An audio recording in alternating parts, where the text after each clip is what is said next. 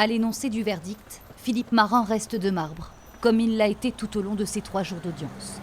Les jurés ont donc suivi les réquisitions de l'avocate générale en le condamnant à 30 ans de réclusion criminelle. Ce matin, elle était revenue sur sa victimisation constante, sur ses menaces récurrentes, l'emprise qu'il exerçait sur Nadia Né et son statut d'ancien militaire qui aurait dû lui imposer à minima de porter secours à la victime. Pour les parties civiles, ce procès a permis d'apporter des réponses. J'ai la réponse du temps d'emprisonnement, mais j'aurai jamais la réponse du pourquoi.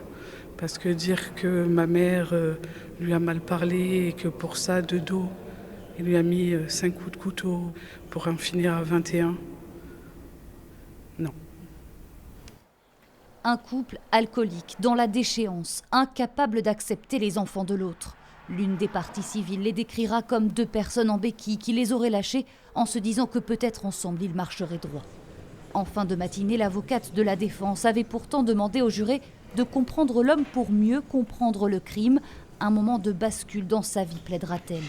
Un féminicide commis par Monsieur Tout-le-Monde, selon l'avocate, et pour qui l'important était que son client puisse rétablir sa vérité. Je pense que c'était véritablement important pour lui d'essayer, j'insiste sur ce terme, d'essayer de mettre des mots sur ce qui s'est passé pendant sa relation avec Madame Né, surtout le jour des faits. Ça a été compliqué pour lui, je pense, de pouvoir s'exprimer sur ce point, mais il y est arrivé. Je pense qu'il a pu dire effectivement tout ce qu'il souhaitait. Et en ça, effectivement, pour nous, c'est plutôt positif. Interrogé une dernière fois dans le box des accusés, Philippe Marin a déclaré qu'il ne ferait pas appel du verdict afin d'éviter, dit-il, de faire revivre ce procès douloureux pour toutes les parties.